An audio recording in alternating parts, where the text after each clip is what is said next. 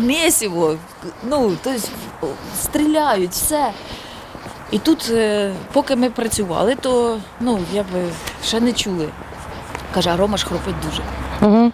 І каже, і тут, каже, все, ну, ніби зупинився наступ, каже, все, і ми всі такі, і тільки такий храп. На всі ці бліндажі. І взагалі нальна маса. Ми такі ха-ха-ха. А Рома спить. Він потім проснувся. Каже, ми кажемо, ти що? Ох, когось знов привезли, мабуть, викопали яму. А це тільки для військових? Так. Це, видно, завтра, післязавтра будуть похорони. Я не чула ще. А ось.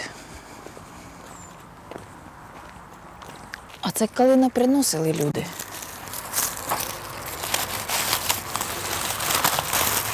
А корсар, Це його позивний. так, а чому, власне, корсар? Не знаю. Це казали, хто позивний. Хтось з побратимів йому дав корсар. Молодець, косар! Слава Україні! Саме важче, найважче було, це той період, коли повідомили і коли ще їх не забрали з поля бою. Оце був найважчий період, мабуть, і для мами, і для мене. Не знати, чи зможуть забрати. Так, не знати, чи буде до кого сходити на цвинтар і поховати, каже, це було жахливо.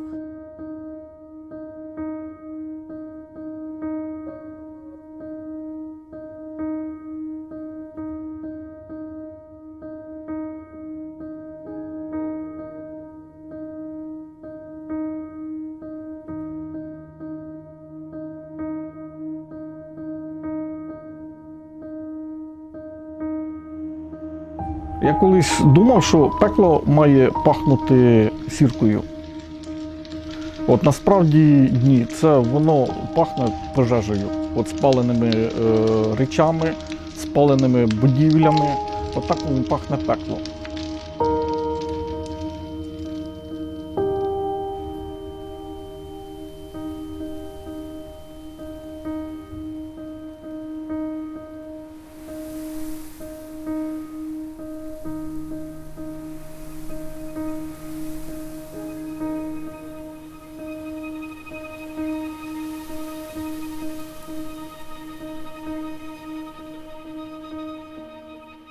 Коли нас запитали, де ми хочемо поховати Рому, то чи біля батька на цивільному цвинтарі, чи на алеї Героїв, порадилися з мамою і вирішили, що на алеї Героїв біля побратимів, тому що він в свій останній рік він обрав собі ще одну родину, тому що військо – це була його ще одна родина, його побратими.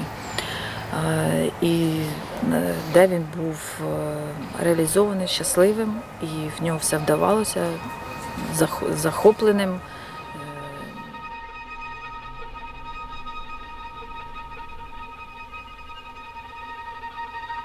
Після смерті чоловіка 2 роки не могла прийти в себе, а тут ото Роман ще надумав. За кордон навіть, щоб виїхав, я не була не проти. Ну він же ж інвалід, він повне право має виїхати. От. Я свобода, людина має право. Кажу, а ти їдь, от, щоб я не була тобі перешкодою. От. Вже потім він мені сказав, що я взагалі нікуди не поїхав за кордон через те, що ви з татом хворіли. Що він ж міг раніше поїхати. Я просто сподівалась, може, його не візьмуть, бо він тут походив, воєнкомат, кругом по тероборона. Сидіти вдома – це не варіант. Сидіти, читати новини і постійно боятися. Можна сказати, це у нас в крові.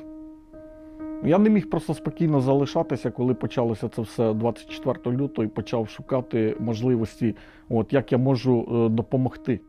А тоді бачу, він дзвонить по телефону в Київ, дзвонив ОУН до Червака.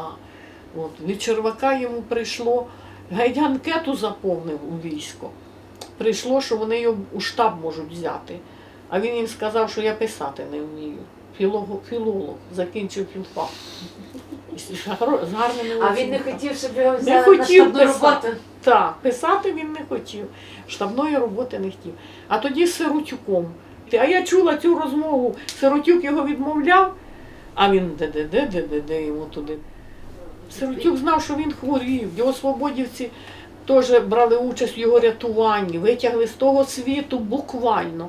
Професорка сказала, що 2 випадки в її житті, що з цією хворобою людина повернулася до життя.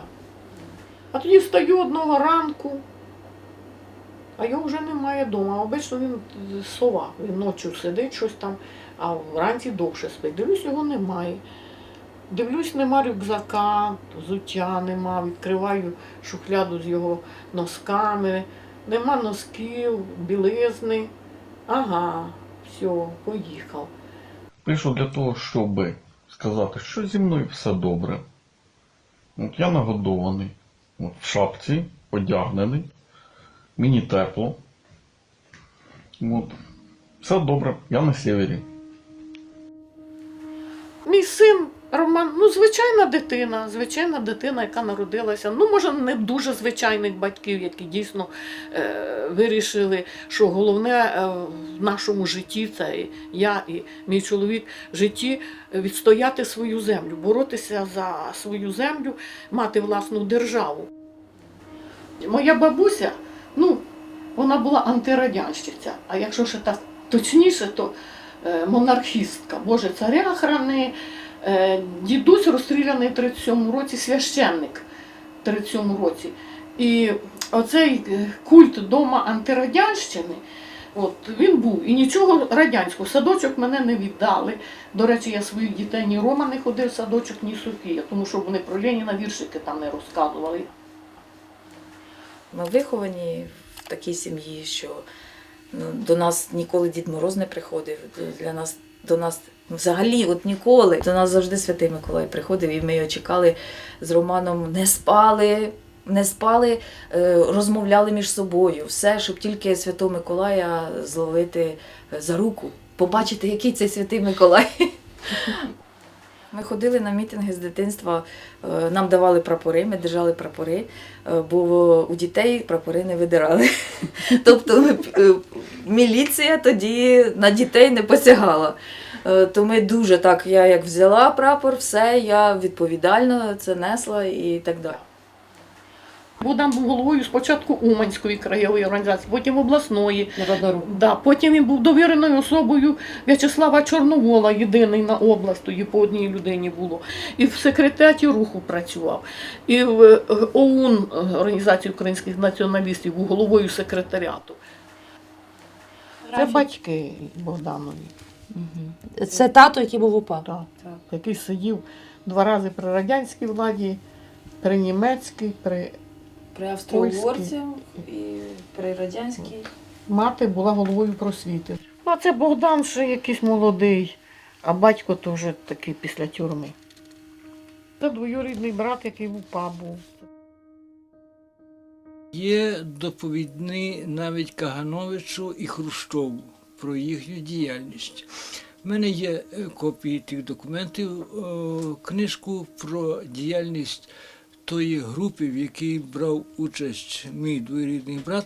Там було все дуже підпільно і засекречено. І я чула краєм вуха, що Богдана батько був надрайонним прокурором. Але Богдан про це мені заборонив говорити. Надрайонним прокурором. Тобто вироки москалям і радянським цим за їхні злочини. І потім вони Посада прокурора в УПА. Так.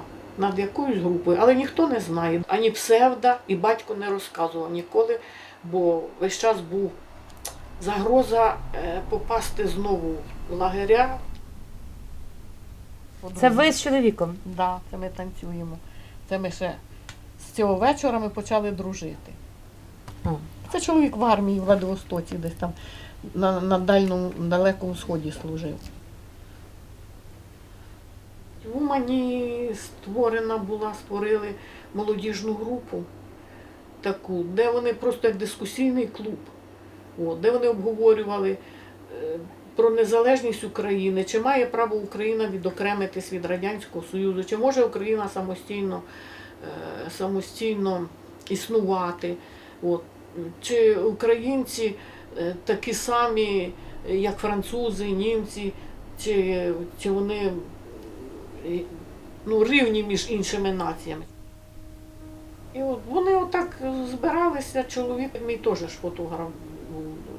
А вони перефотографували там працю Івана Дзюби «Інтернаціоналізм чи русифікація».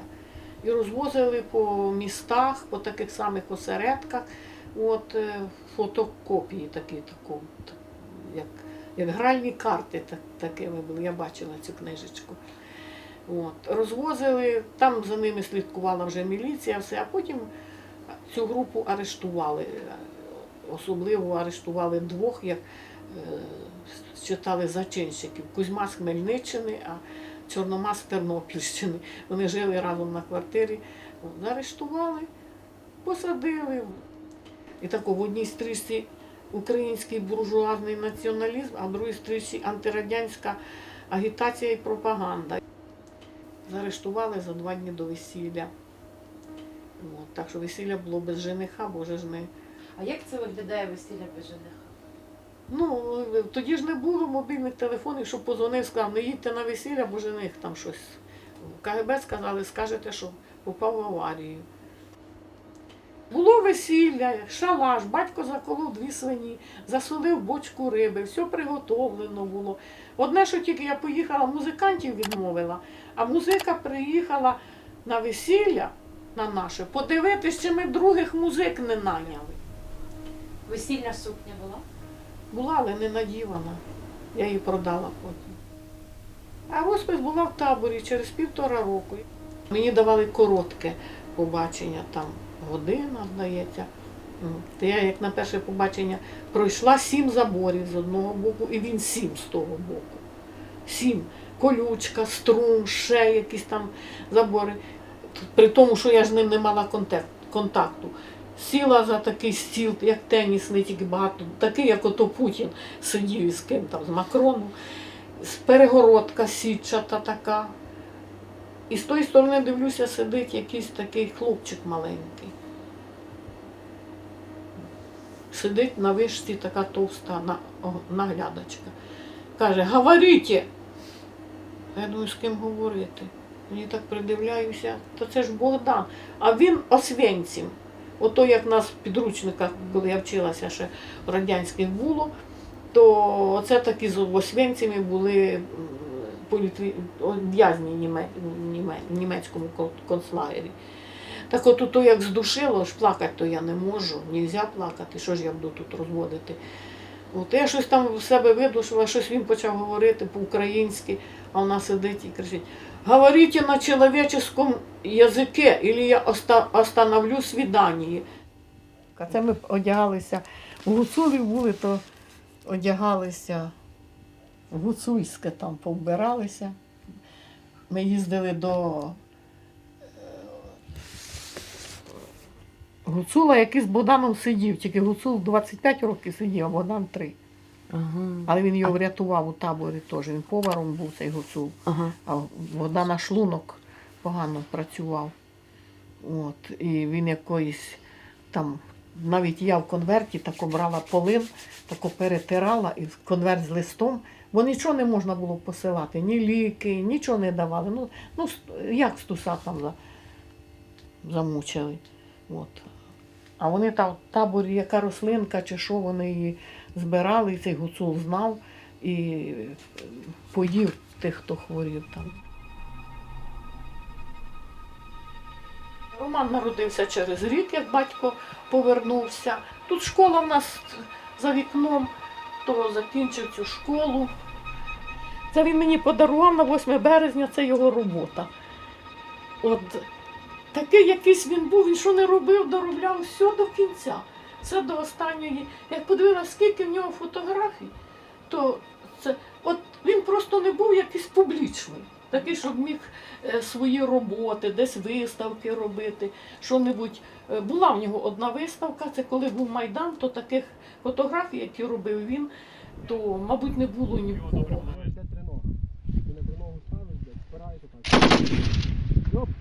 Не спіши. Про те, що війна буде, це казав тато постійно, і Роман знав, що війна буде. Це його мішені тренувальні. Це мені друзі віддали. Це 300 метрів. 300 метрів. А чому хотів саме снайпером? Я думаю, що це йому було близьке, так як він був фотографом. І тут теж, ну, тут схоже. Тобто там він фотографував кадри, тут так само фотографія, просто інших кадрів. І я думаю, що у нього до цього психіка, його емоційний стан, психологічний дуже підходив під цю професію, тому що він мав витримку, терпіння, таку концентрацію і не гарячий був. Не гарячий, а от такий холодний, як його Ротний сказав, каже, він володів винятковим холодним розумом і холодною кровною. Каже, дуже такий спокійний, які б ситуації не були, він дуже спокійно на все реагував. Він в школі дуже добре в нього з математикою було. Ну, він гарно рахував все, і коли передали його записник, а в цій справі треба розраховувати. Розрахунок всіх математичних, там, який вітер, все, дальноміром відбивати, яка відстань, ну, щоб всі ці такі ж всякі штуки налаштовувати, для того, щоб влучно стріляти, і треба враховувати всі речі. В кінці травня це перша ротація, перший бій його в червні. Уже з Сєвєродонецьку він мені подзвонив і сказав, мені потрібна снайперська гвинтівка. Ми зібрали кошти, всім миром збирали, і рідні, і близькі, і друзі, і незнайомі люди, і його друзі, і родини друзі. Хочу подякувати за ось цю шикарну річ, з якою ми вже боронимо нашу країну. Цьому карабіну вже дано ім'я. Так як по традиції імена дають жіночі, то назвав я його відьмою. Ця відьма, коли говорить, то десь метрів за 400 хтось замовкає. Ніхто не міг зламати цього духу. Так, як і ми на сьогодні, ніхто не може зламати нашого духу, ніхто не міг зламати духу і прагнення мого сина йти на війну, боронити нашу державу. Ми не хочемо бути інакшими, ми хочемо бути українцями. І мій син, я собі, коли вже його не стало, я собі подумала, думаю, оце Роман мій віддав життя за те, щоб я жила вдома. Щоб я не вешталась по чихось вокзалах, по Варшавах, Прагах і інших державах. Свого часу я в 2000 році була в Сполучених Штатах 2 неділі по якійсь програмі, там «Жінка в політиці». І я зрозуміла, що я ніколи не буду жити в Америці. Ніколи. Вона така чужа була мені.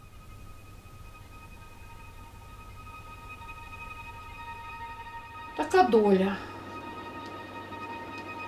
Але він був щасливий цей вік. Як ніколи.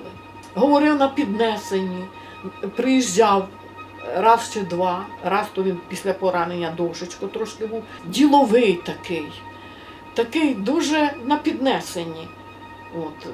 Просто і дивлюся, як він цією лівою рукою передачі переключав, бо права поранена, а він приїхав на якомусь битому, перебитому бусику.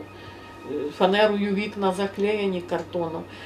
А передачі ж переключати правою, а в нього права поранена, а він лівою переключає і такий прямо з друзями розмовляє, з кимось зустрічається. Весь в русі був. Війна є війна. Я не знаю, що буде попереду. Може будуть ще більш гарячі точки, можливо, менш. Як складеться, так складеться. Ніхто не думає про погане. Всі думають тільки про майбутнє. Що всі виживуть, всі поб'ємо ворога, викинемо його за межі нашої країни. І будемо жити далі.